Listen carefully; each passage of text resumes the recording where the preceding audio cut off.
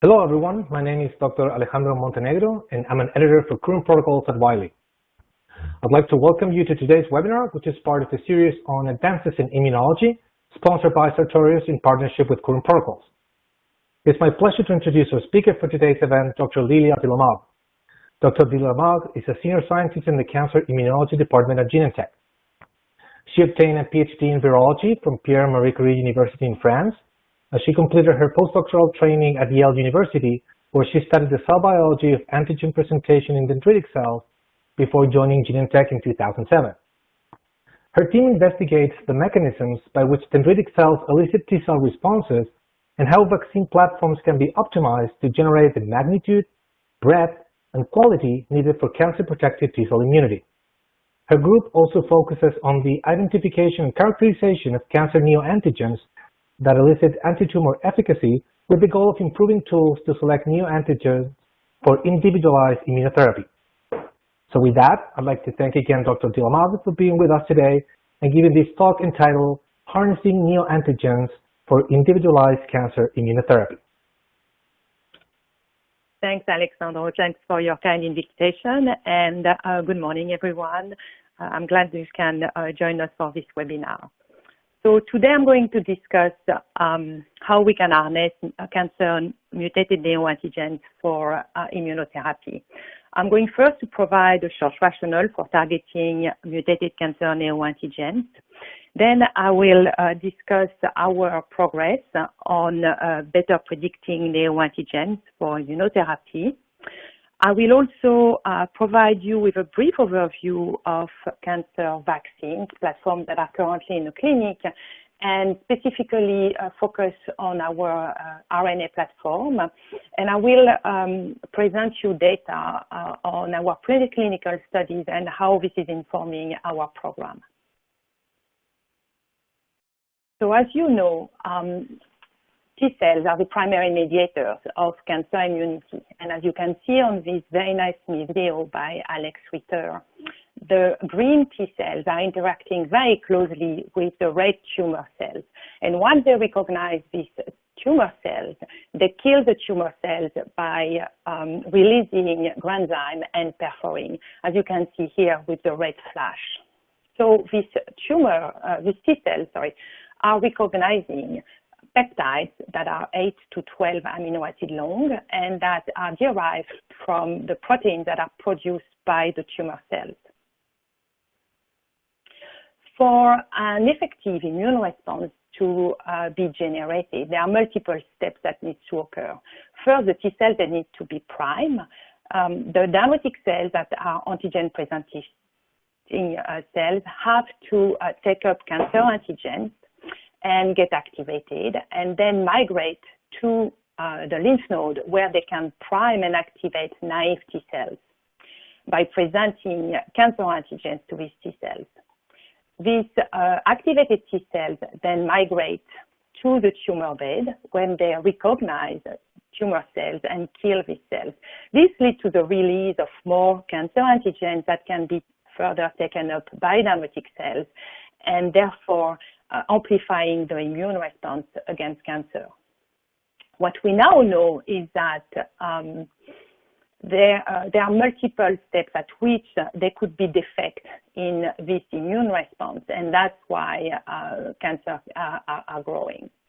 The best immunosuppressive pathways that have been identified are these immune regulators, CTLA4 and PD-1, that are blocking T-cell function at the tumor site. And there are now antibodies that can be used to block this checkpoint and release the T-cell function, allowing the T-cells to kill the tumor cells. This is very effective in many cases. One of the issues is that it is now recognized that for this checkpoint inhibition to be functional, the tumors have to already elicited a pre-existing immune response. So these tumors need to have an inflamed phenotype. What is now known is that for the checkpoint inhibition to be functional, the tumor cells have to be already infiltrated with a pre-existing immune response. Although we know now that these checkpoint inhibitors can also work at priming. It looks like most of the action is occurring at the tumor bed. So cancers with immune desert phenotypes, for which we think that there is a defect in priming, or cancer that have an immune excluded phenotype, for which we believe that there is a stromal barrier that is preventing the T cells to penetrate into the tumor. These T cells, these tumor cells do not respond to a checkpoint inhibition, and therefore there is an intense effort to identify novel strategies to be able to address this issue by immunotherapy. So one of the major limitations so far has been the poor understanding of the neoantigens, or the antigens, the cancer antigens that are recognized by these T cells. So what we know is that T cells are normally tolerized against healthy normal cells, and cancer cells look very similar to these normal cells. So the field has been focusing for many years on cancer-testis antigens or overexpressed antigens. One of the issues with these antigens is that they're often poorly immunogenic because they're expressed in other tissues and there is pre-existing tolerance. And even if there is a T cell response which is generated against these cancer-testis antigens or overexpressed antigens, these T cells are not very effective at controlling tumor growth. So there is a second type of tumor antigens that have been long thought to be good targets, and these are cancer-specific mutations. They have the potential to be recognized as foreign or neoantigens, and they're ideal targets because they are really tumor-specific. So the major issue that the field had over the past years is that it was very difficult to identify this mutation. And it's with the advent of next generation sequencing that we finally have been able to harness this information. So I'm showing here a figure from a seminal paper by Lawrence that was published in 2013 in Nature, where they use next generation sequencing to reveal that there's a high accumulation of mutation in human cancer. And what you can see here on the y-axis is the number of mutations per megabase, while on the x-axis you have different indications. And there are a wide range of mutations among these different cancer types. But what was really noticeable for the cancer immunity field is that the cancers with high mutation burden are also the cancer types that are responding to immunotherapy, such as melanoma, lung, or bladder. And really, this suggests strongly that this mutation load may be associated with response to immunotherapy. So following this seminal paper, there was a wealth of studies that were done and a lot of data generated to show that these mutated neoantigens actually drive anti-tumor response. And I'm providing here a very short summary. It was shown that peptides that contain mutations can be presented on MHC class 1 as well as MHC class 2 molecules. They can be recognized as foreign or neoantigens by both CD4 and CD8 T cells. And you can see here on the left-hand side figure that the T cell response elicited against these neoantigens is stronger than the T cell response elicited against shared antigens, again suggesting that these neoantigens are recognized as foreign. In addition, it was shown that high tumor mutation burden correlates with clinical response. And this is true across different cancer indications as well as different checkpoint blockades.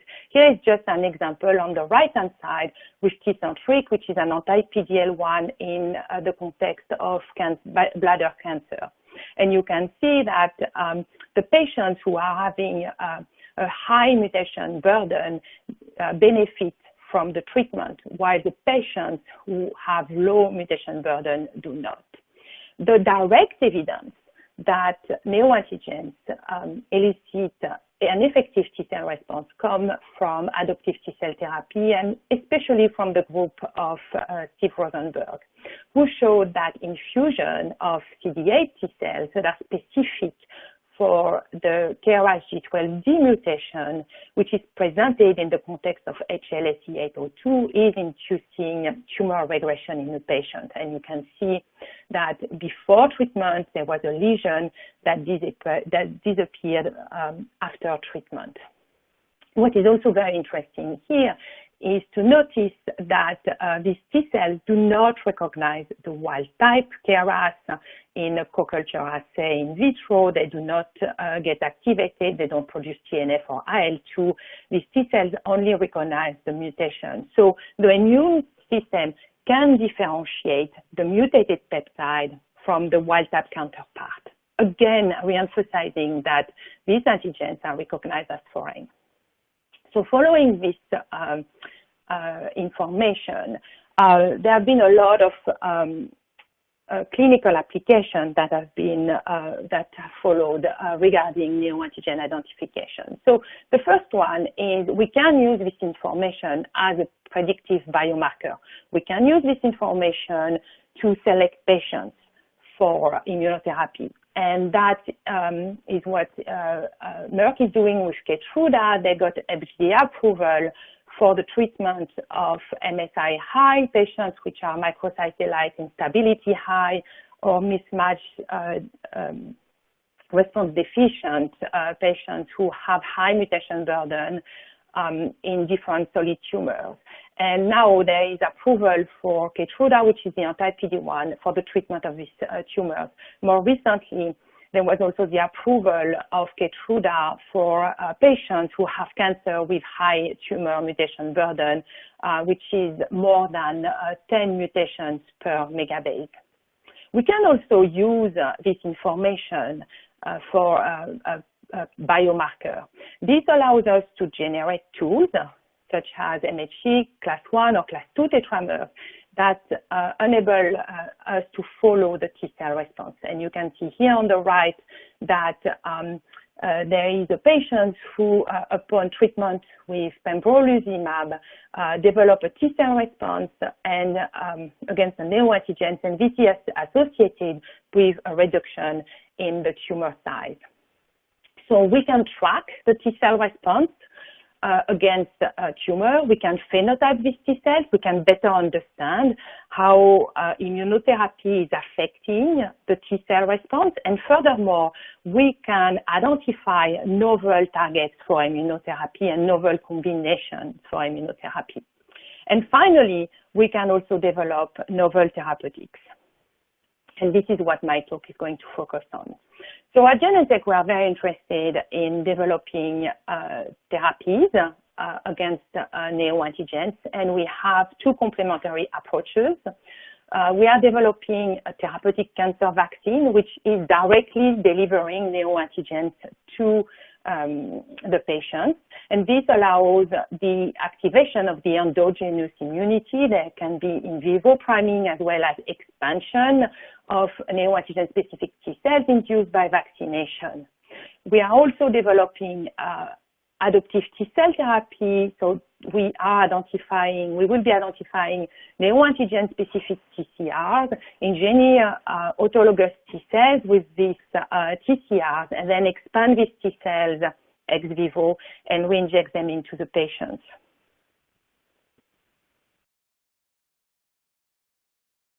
So what is interesting is that the vaccine relies on the patient's endogenous TCR repertoire. It allows not only to expand a pre-existing response, but also to prime a de novo response.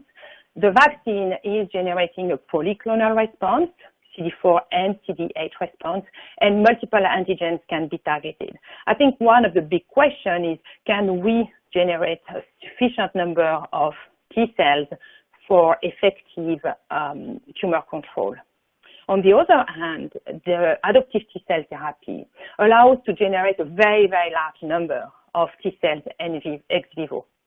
And we have also with this approach a unique ability to harness unique TCRs that can be found either in healthy individuals or in cancer patients, and use these TCRs to engineer T-cells. We can also engineer additional modalities to get the phenotype that we are looking for these T-cells. I think one of the issues is that so far we can use only one TCR per target, and this is a very complex manufacturing process, and it's likely to be limited to a small number of targets.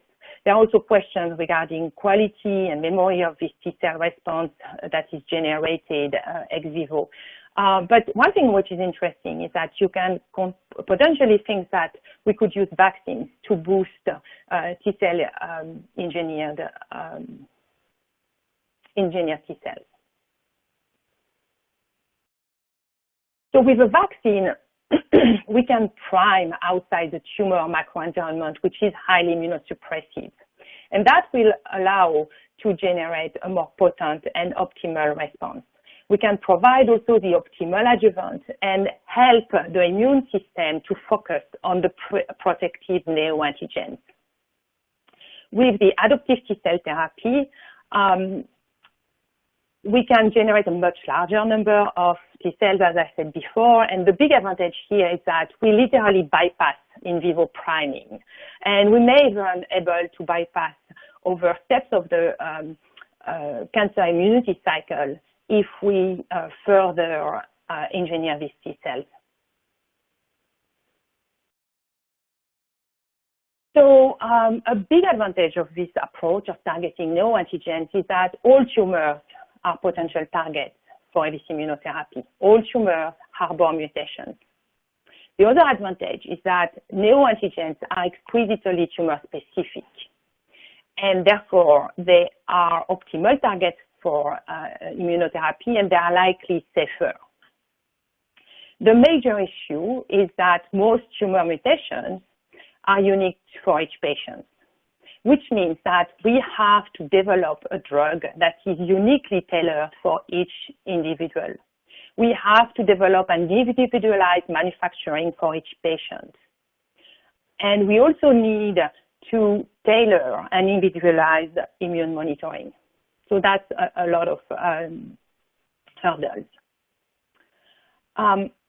When it comes to T-cell therapy, I think what I said earlier on is that one of the big advantages is that we can harness some unique TCRs that can be found in healthy individuals or in cancer patients. And we know that there are some mutations which are driver mutations and can be found in many different patients. It seems that these driver mutations are not very immunogenic, but if we can find, by screening thousands and thousands of TCRs, if we can find a TCR with the appropriate characteristics, then we can generate a TCR library. And so from there, we know once we have determined that the patient is expressing the mutation and also has the right HLA, it's easy to match this patient to the TCR library, use the plasmid encoding for these TCRs to engineer the T-cells. But as I previously said, most of the mutations are private. And in this case, what we'll have to do is identify the mutations by whole genome sequencing and the HLA type of these patients, and then use a mirror assay that has been developed by Adaptive to identify TCR that are specific for these mutations in the context of different HLA. So this is mainly focusing on pre-existing immune responses. And then we need to clone the TCRs and engineer the T-cells to produce, to express these TCRs before we can expand them and then reinfuse them in the patients. So there are some vaccines that are focusing on shared neoantigens, but most of them are really targeting the private neoantigens. So we need to take a tumor biopsy from the patient, isolate the RNA and the DNA, as well as normal cells, DNA from normal cells, to identify the mutations that are expressed. We need then to predict which of these mutations are more likely to be immunogenic, rank these mutations, and then incorporate them into a vaccine.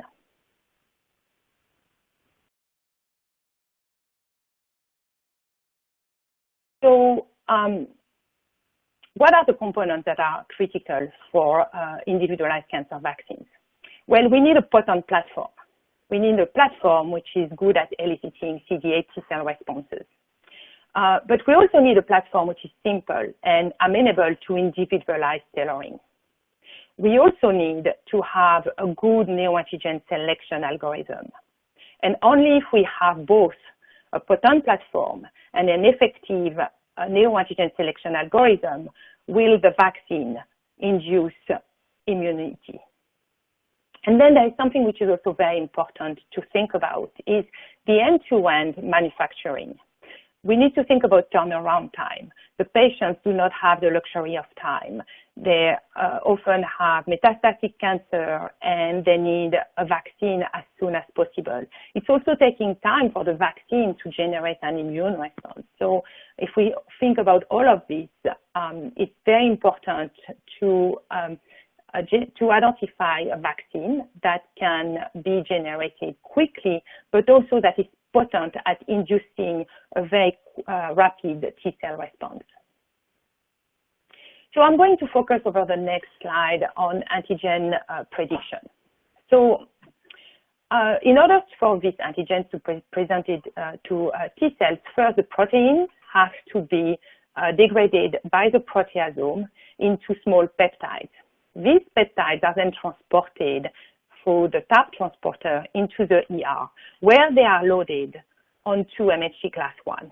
And the complex MHC class 1 peptide is then transported to the surface for presentation to the T-cells.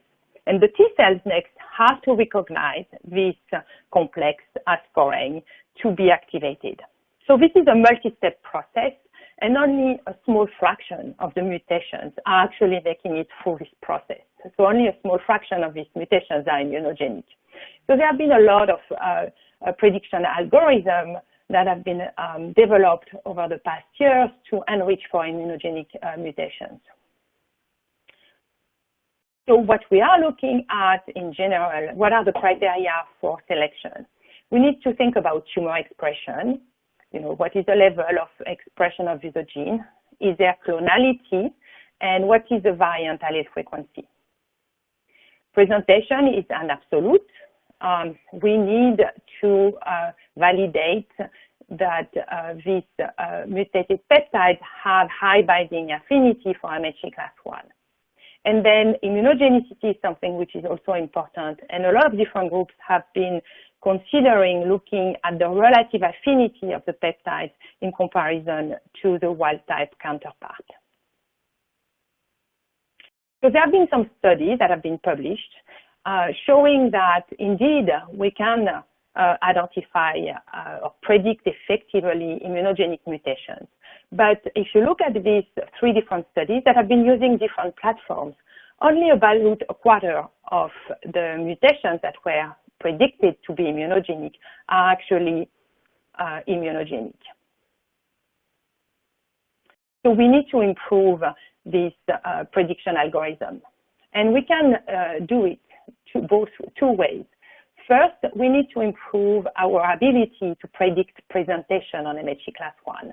We need to generate more mass spec data and apply machine learning on this database of peptides that have been identified by mass spectrometry.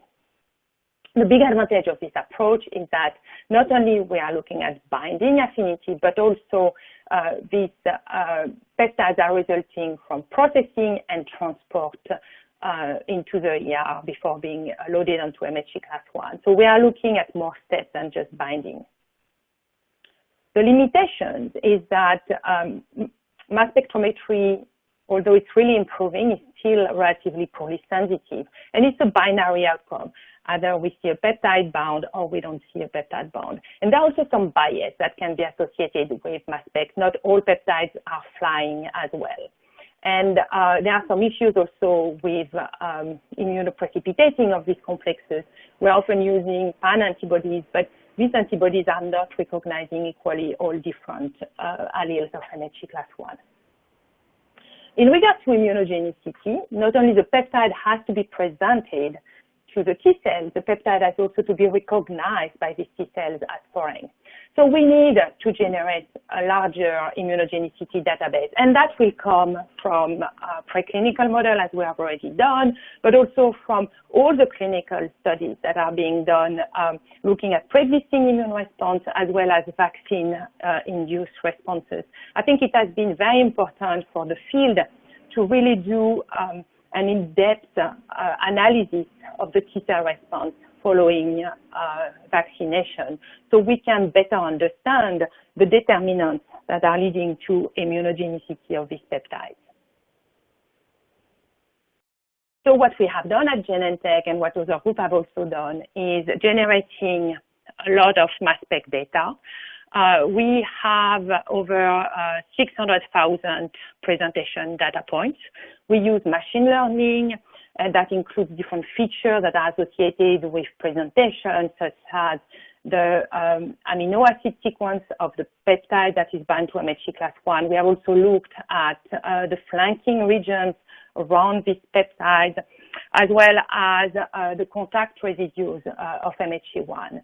And by generating all this data, we have been really able to improve our prediction algorithm. And here, if we compare it to the next MHC class I, that is a method that is considered the state-of-the-art method and that is available publicly, you can see that our GAI method is doing better in terms of area under the curve. For example, our GAI method is 0.75, while net MHC is only 0.52. And with an area under the curve, we are really trying to aim to 1. So we are also looking at the determinants of immunogenicity. We know that the absolute affinity of the peptide into the MHC class I group is important. But not only the peptide has to bind MHC class I, it has to be recognized as non-self. And so, as I mentioned before, relative affinity is important. If the wild-type peptide is not predicted to bind, for example, then only the mutant peptide is presented. And that suggests that the whole sequence has never been seen by the immune system and is more likely to be immunogenic. What we have also shown is that mutations, the position of the mutation is important. So if the mutation that you can see here on the lower left-hand side in yellow is in the middle of the peptide, you can see here is the MHC class I groove with the peptide bound to MHC class I.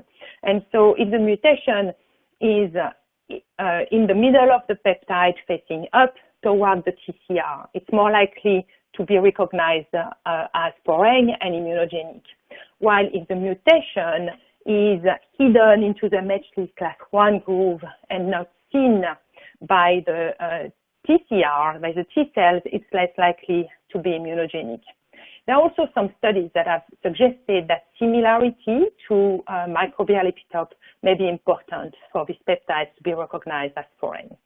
And there are also studies suggesting that the TCR peptide affinity is important, and that the bulkiness as well as the hydrophobicity of the residues that are in contact with the TCR play an important role in leading to immunogenicity. So what we decided to do in my group is to identify immunogenic neoantigens in our mouse tumor models. And we have predicted MHC class I neoepitope just by looking at expression and binding using an HMHC score of less than 500 nanomolar, and in 4 different tumor models. We identified about 400 of predicted immunogenic mutations. And then what we did is we immunized mice using long peptides plus strong adjuvant poly-IC and anti-CD4 T. and measure the T-cell response against these antigens. And what we found is that only about 10% of the predicted mutations are actually eliciting an immune response. And this is very similar to what has been seen in the clinic in terms of frequency. Then we looked at these peptides. And what we found is that we have two types of mutations. We have mutations that are at anchor residues. They show an increase in affinity over the wild-type counterpart. And we have also mutations which are at non-anchor residues. And for these mutations, the IC50, the binding affinity for the wild-type peptide, is equivalent to the one of the mutated peptide. What is interesting to see here is that we have about the same frequency for both types of mutations. About 10% of these predicted immunogenic mutations are actually eliciting an immune response. But we have way more mutations that are at non-anchor residues simply because most of them are only 2, maybe 3 out of 10 amino acids, which are actually anchor residues. So mutations that are at non-anchor residues also play an important role. So then we wanted to further understand how these mutations behave. And so we looked at immunogenicity of these mutations. What is the strength of the T-cell response measured by interferon gamma against these mutations? And we didn't see any difference. All the mutations at anchor or non-anchor positions elicit very comparable immune responses. What we observed is that there is somewhat of an enrichment in the middle of the peptide at position 4 for the non-anchor mutations. And as I told you before, we had already preliminary data suggesting that if the mutation is in the middle, facing up towards the TCR, it's more likely to be recognized as immunogenic. And we also confirmed these results using a published dataset of human mutated peptides. And you can see here that there is an enrichment for mutations that are position 5 when it comes to human peptides. Then we wanted to understand how we can use the predictive value of the binding affinity in the context of mutations that are at anchor residues or at non-anchor residues. And what we found is that if the mutations are at anchor residues, what is important to look at is the relative affinity in comparison to the wild-type counterpart. So you can see on the upper right that we can distinguish for human and mouse peptides that when we look at relative affinity, we can better predict which peptides are immunogenic. If we are looking at absolute affinity, there is no difference between the immunogenic and the non-immunogenic peptides. When it comes to non-anchor mutations, relative affinity, as expected, doesn't play a role. But what is important in this case is the absolute affinity of the peptide for MHC class 1. The higher the affinity, the more likely the peptides are immunogenic.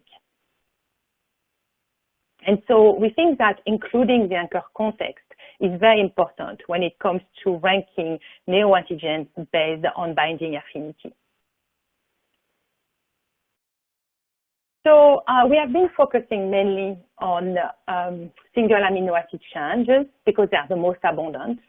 But I think it will be also interesting to look at other types of mutations, such as insertions, deletions, or fusions. They may be more disruptive, more different from the self, and they may be more likely immunogenic.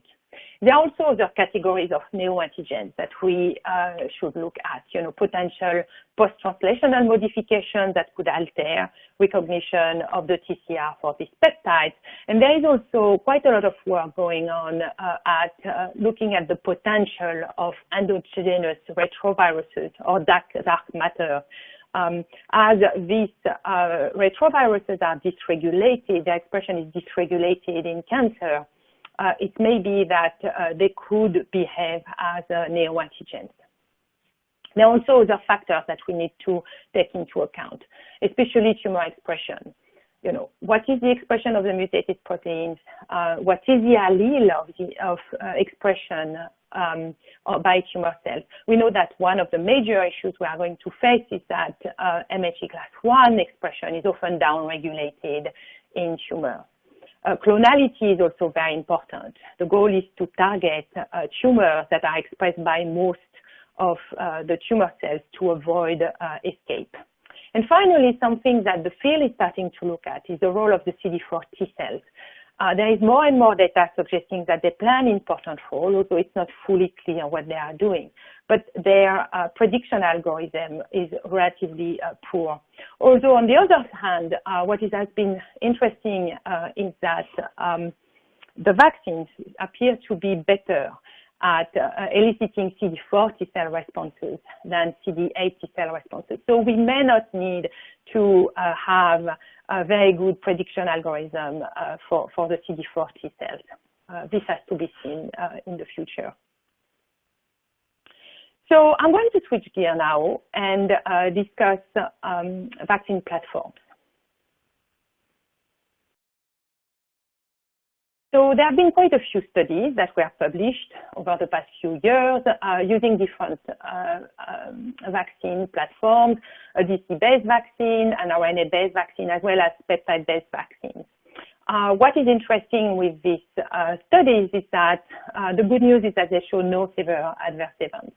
The other interesting thing is that the majority of the patients showed an enhanced T-cell response in the blood. They develop both CD4 and CD8 T-cell responses. What is also important to note, as I said before, is that only a fraction of the selected mutations were immunogenic. And I think the major question here is it that the platform is not optimal?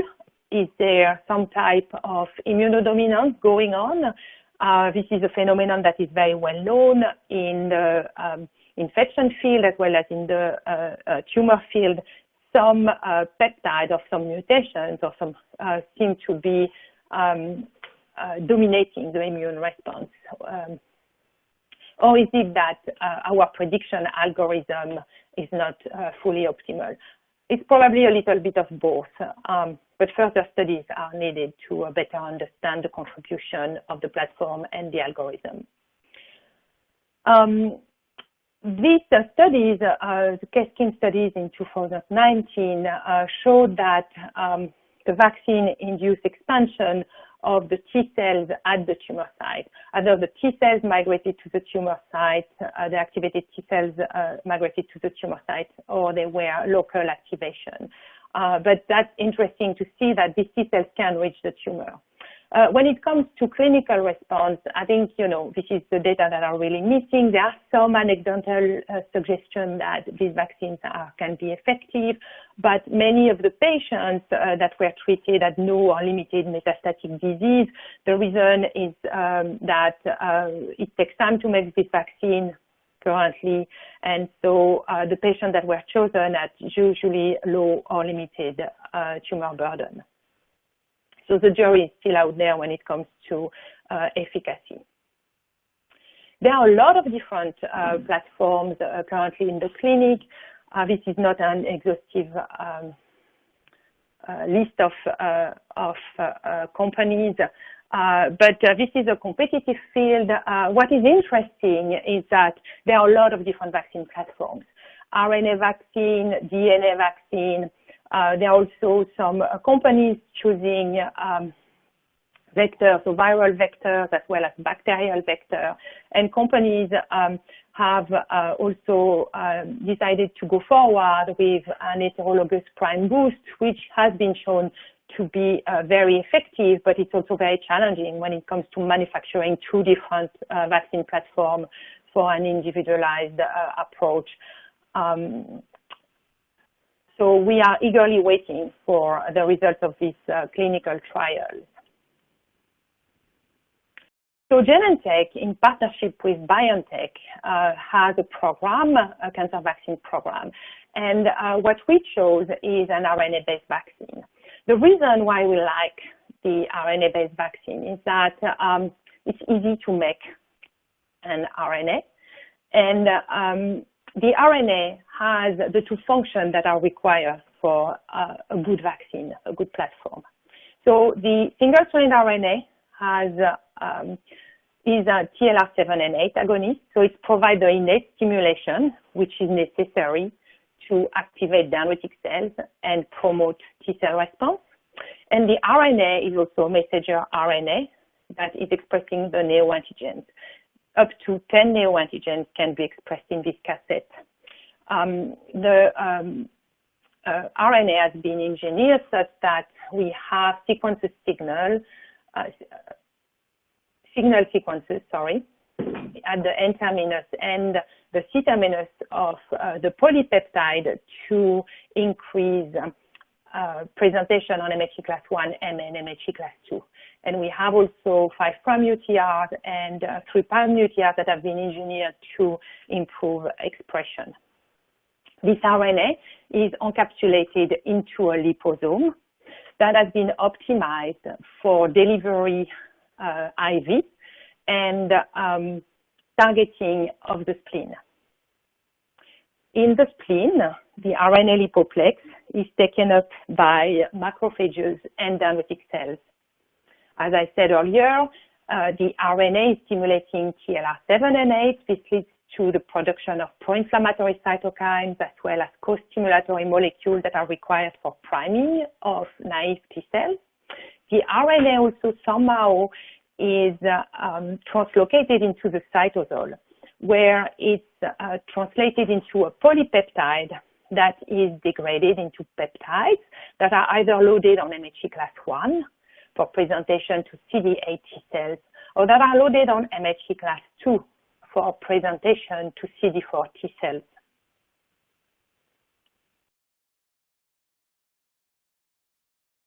So the RNA lipoplex has been evaluated in advanced solid malignancies, and the data have been presented at AACR last month. We have tested the vaccine in phase 1A as monotherapy.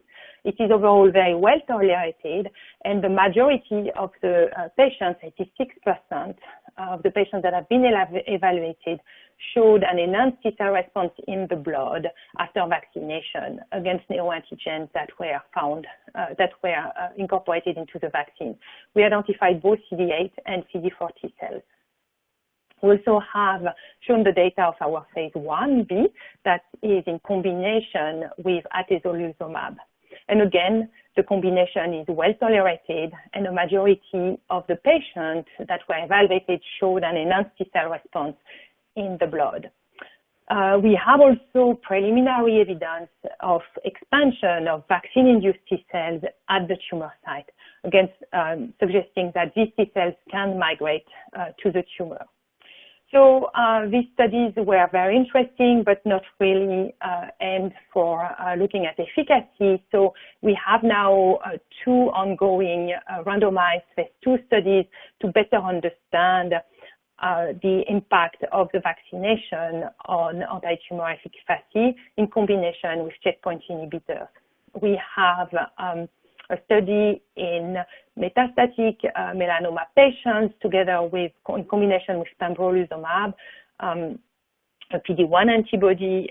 It's for the treatment of first-line. It's for first-line treatment of patients. We also have a study in combination with atezo in an adjuvant setting in patients with non-small cell lung cancer. I think one interesting advantage of this study is really to understand if in patients with low tumor burden and also maybe where there is less immunosuppressive environment, can the vaccine in combination with atezo be more effective? I'm going now to switch to what we have learned from our preclinical studies. So our goal was to mimic what we do in the clinic. So we decided to design 2 RNA decatopes, each encoding for 10 mutated antigens that we had identified in the MC38 colorectal model.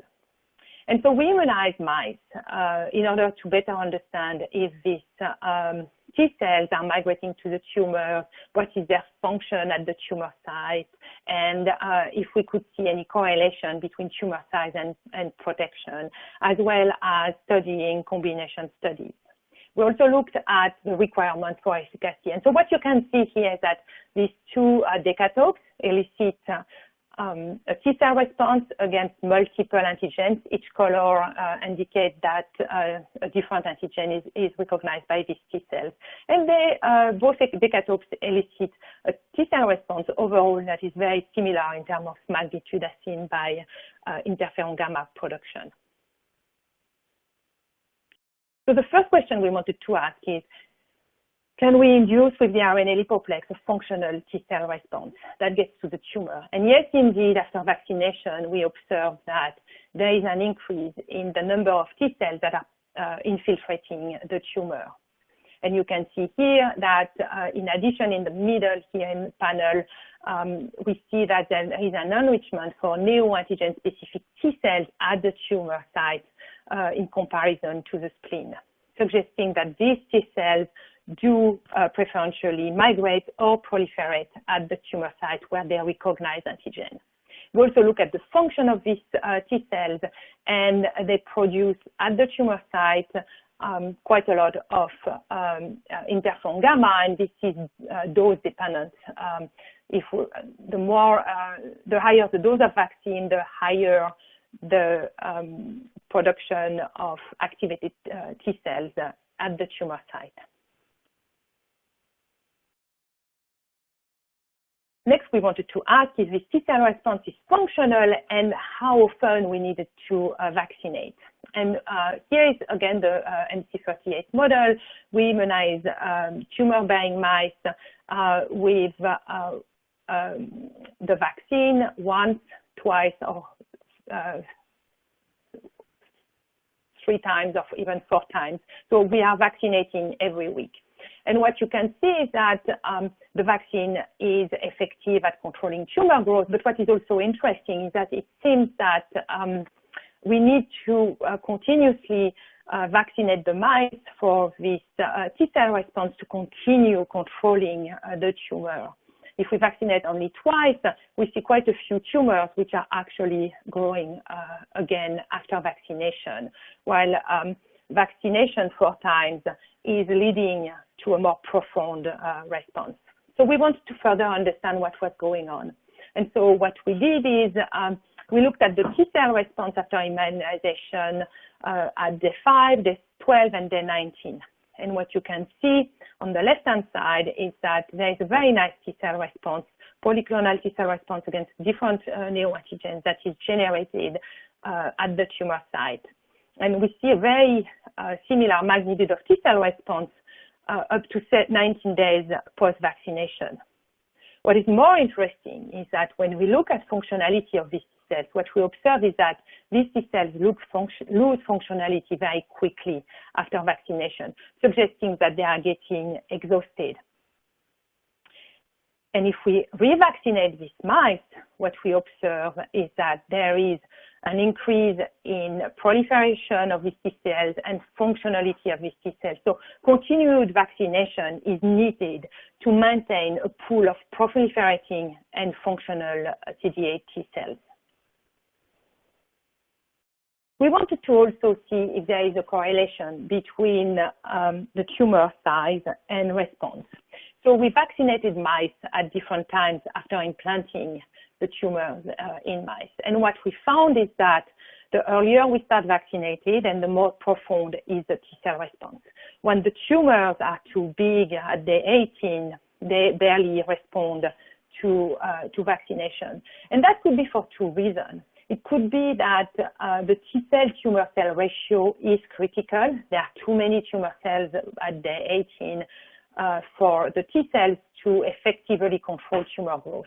But it also could be that the tumor microenvironment is more immunosuppressive in this larger and more established tumors, and that require combination with checkpoint inhibitors. So I think this is a good argument for testing a vaccine in an adjuvant setting and also in combination with checkpoint inhibition. So that's what we did. We tested our vaccine with anti-PD-L1, and as you can see here, vaccination alone is leading to tumor regression. But when it is combined with anti-PD-L1, we do observe a more profound response, suggesting that these T-cells are more effective and that combination is needed. So I just want to finish here by presenting some very preliminary data, which I think are really interesting. We wanted to better understand, what is beyond immunogenicity? Is immunogenicity sufficient for tumor killing? So in the context of the vaccine, we can elicit a large number of T cells with a wide breadth. Kinetics is controlled, and we can also control the quality of the T cells that are generated depending on the route of immunization or the adjuvant that are used for vaccination. But it's different from T cell function in established tumors. How is tumor killing occurring? We need tumor recognition, so their antigen clonality and expression and presentation is important. But we need also to have tumors that are sensitive to the killing. And in addition, we need to have T-cell survival and T-cell sustained function in this tumor immunosuppressive environment. So we went back and decided to look at our 2 decatopes. All the studies that we done previously combined decatope 1 and decatope 2 for immunization. So this time we decided to see to immunize only with decatope 1 or only with decatope 2. And what you can see on this slide is that decatope 1 is not at all effective at controlling tumor growth. It's barely different from the no treatment or control vaccine. While it seems that it's decatope 2 that is really important at eliciting a protective immune response. This was quite surprising to us.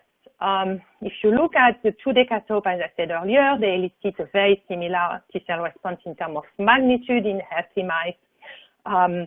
They elicit a lot of different T-cell responses. Decatope 1 seems to be even eliciting a broader breadth of responses. We looked if the T-cells were getting to the tumor, and with both decatopes, we see an increase in T-cells at the tumor site. So there is no issue with T-cell homing to the tumor. If you look at the total number of T-cells, it's very similar with both decatopes. And if you look at the T-cell specific, tumor-specific T-cell response using tetramers, you have also very similar accumulation of T-cells at the tumor site.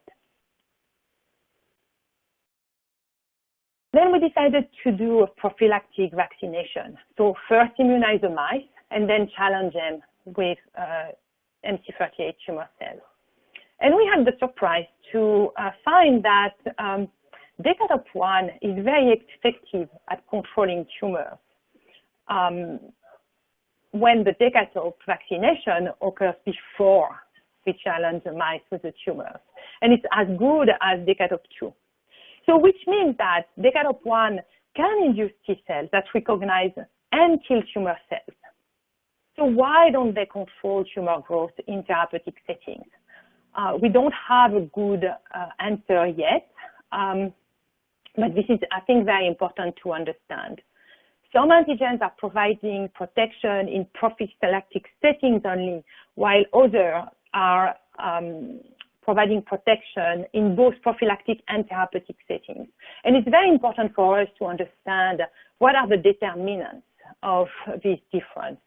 Can we identify these antigens that are eliciting a T-cell response which is effective in therapeutic settings?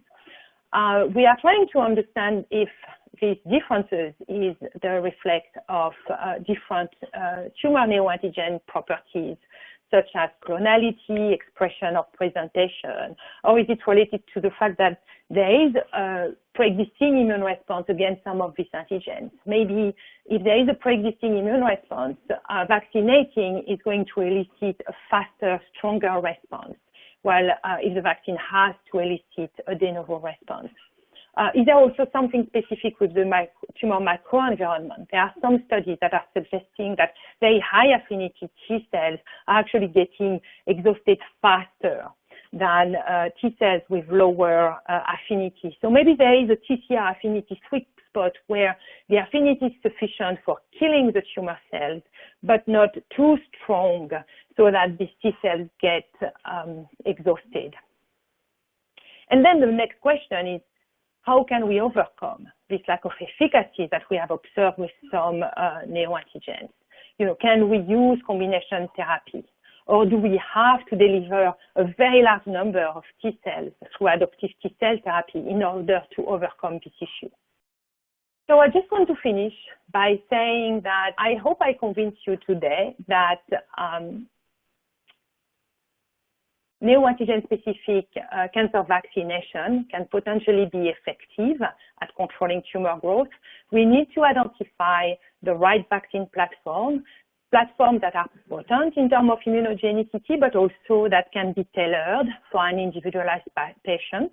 It's also very important to improve our neoantigen selection because only a small fraction of these mutations are actually immunogenic, and we need to identify antigens that can elicit an effective T-cell response. And the characterization of these neoantigens is critical for this identification.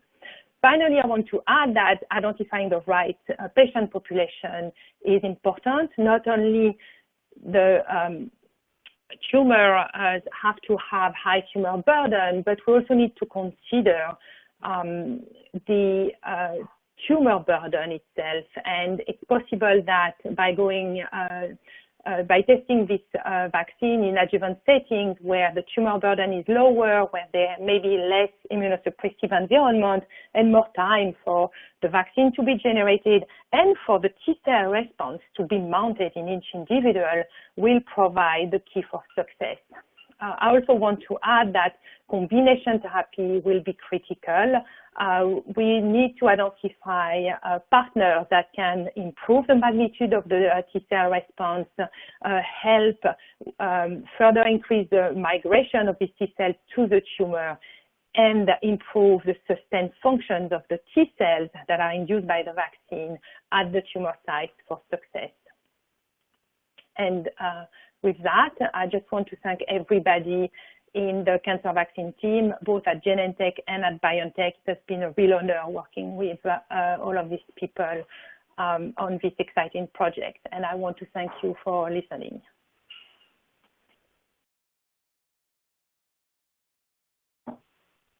Well, thank you very much, Dr. Delamarre, for this exciting talk. So with that, we'll move into the Q&A section of the webinar. Please remember that questions can be submitted using the Submit a Question box. I see that we have quite a few questions lined up already, so let's begin. So an off-the-shelf vaccine against shared neoantigens would be easier to manufacture. Are there companies opting for that approach? Yes, indeed. There are companies that are opting for that approach. Gritstone has recently released some data showing that their vaccine can induce T-cell responses against KRAS mutations as well as TP53. I think the major question yet is to answer if these T-cell responses are protective. I think the best evidence is coming from Steve Rosenberg, who has shown that T-cell response against the KRAS mutation G12D in the context of HLA-C8 is not only immunogenic, but also can elicit a protective immunity, at least in the context of adoptive T-cell therapy. I think the major question is how frequent these immunogenic mutation occur. We have to remember that these driver mutations, they occur early during oncogenesis, and one would speculate that they may be less immunogenic in order to escape the immune system at these early stages. The other thing I want to point out is there was also a question regarding the existence of universal neoantigens. I think we have to remember that these driver mutations, in order to be immunogenic, the mutated peptide has to bind the HLA molecule, and each HLA has a different binding motif. So very likely these mutations will bind only a few HLA molecules, and therefore their immunogenicity is going to be also dependent on the HLA type. Okay, perfect. So another question that came in is, so a patient may exhibit, different mutations and different neoantigens. So it's a two-part question. First, how are those neoantigens prioritized for the development of a specific vaccine? And second, is it possible that a patient may require multiple vaccines, or how is that addressed?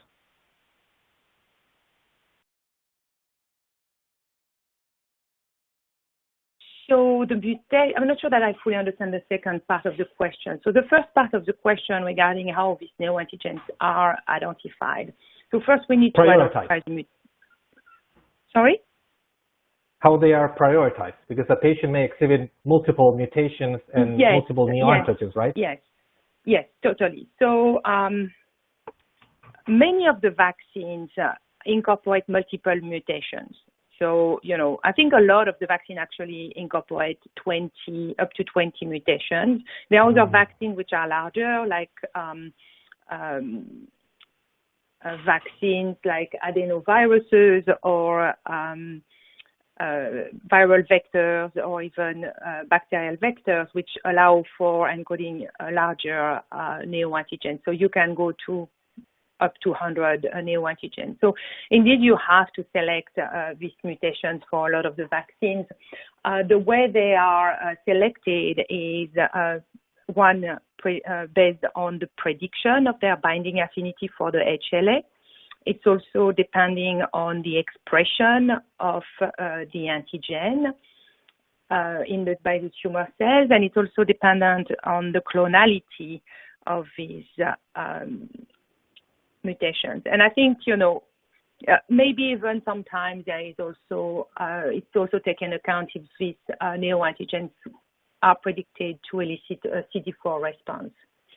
So this is quite complex, and then based on all these criteria, and these antigens will be selected. And the weight of these criteria may be dependent on the company's prediction algorithm.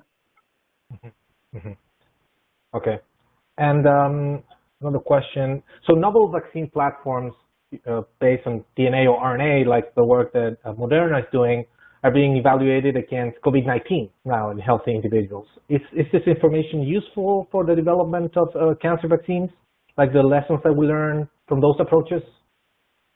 Yeah, that's a very interesting question. So a lot of the companies, at least some of the companies developing cancer vaccines, as you said, like Moderna, BioNTech, or even Inovio, that is developing a DNA vaccine, are also developing vaccines against COVID.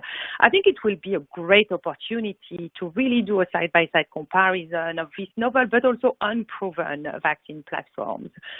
This being said, it's not very clear if the vaccine platforms that are used for COVID are exactly the same as the one that are used against cancers. And one of the reasons is that for viral infection, the main goal is to elicit neutralizing antibody responses. Although, in the case of COVID, we may also need a CD8 response, but that's not very clear. While for a cancer vaccine, the main goal is to induce a CD8 response. So it's not exactly, this vaccine won't have exactly the same function, but we may still learn quite a lot from the COVID trials. Mm-hmm. Someone's asking here whether one should expect any like specific side effects that would be associated with neoantigens-based vaccines that wouldn't be expected with other platforms? I don't think so. You know, the idea of targeting mutations that are specific to the tumor is really to elicit a T-cell response which is specific to the tumor and won't have less side effects. Now, there is still a risk that these T-cell response that are recognizing mutations can also recognize the wild-type counterpart peptide, or even maybe peptides that are found in the wild-type peptidome. And then there is a risk of autoimmunity. But the idea is that these neoantigen-specific vaccines are less likely to induce side effects such as autoimmunity. And so far, none of the vaccines that have been in clinical trial have shown any major side effect of this kind. They have proven quite safe, so that's good news. Yeah. So regarding the mechanisms of the vaccine, should these sort of vaccines induce CD4 T-cell responses? Would that be a beneficial thing for these vaccines? Yeah, so it's also a good question. There is mounting evidence that CD4 T-cells may play an important role in anti-tumor immunity beyond providing what is called as help to CD8 T-cell responses. Bob Schreiber has recently demonstrated that the CD4 T-cells are actually essential for response to checkpoint blockade in a preclinical model. And he showed that CD4 T-cells can cooperate with the CD8 T-cells at the tumor site to increase the function and also the memory of the CD8 T-cells. He also showed that CD4 T-cells produce a lot of interferon gamma, which also activates macrophages and could promote their anti-tumor activity. Another thing that I want to add is that some tumors can express MHC class II, and there is actually evidence that the CD4 T-cells can recognize tumor cells if they express MHC class II and kill these tumor cells. And Larry Fong, I think it was last month, published that the presence of these CD4 killer cells is associated with response to checkpoint blockade in bladder cancer. So these are very preliminary, but still very interesting data that we need to follow up on. I think one of the issues with identifying CD4 neoantigens is that the algorithms are not very good so far. But on a positive note, it seems that the mutations can elicit more frequently CD4 T-cell responses. So that's good news, and we may not need to have a prediction algorithm then. So someone's asking here something on the immunology side, like they're asking whether dendritic cells of macrophages play a more significant role in antigen presentation for these sort of vaccines, and whether this would be cancer specific or variable across patients, like the priority, the predominance of the importance of these specific cell types. So in the context of vaccines, the route of injection and the mechanism of action should be the same regardless of the cancer.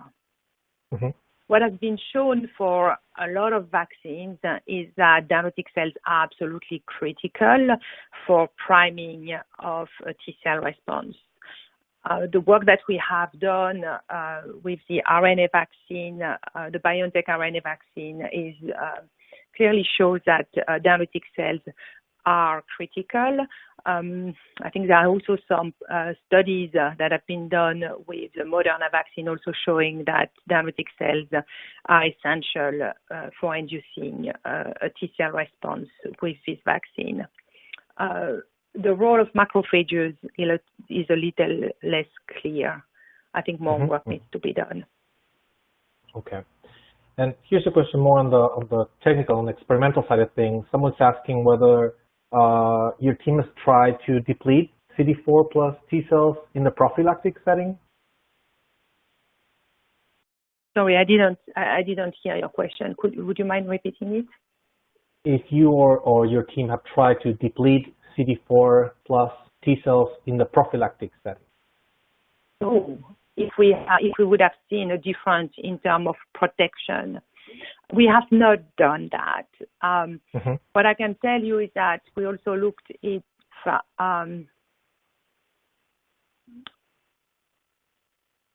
if the CD4 T cells are necessary for eliciting a CD8 response, and that was done in healthy mice. And at least with this vaccine in mice, it didn't seem that the CD4 T cells played a big role in helping CD8 T cell priming. Okay, perfect.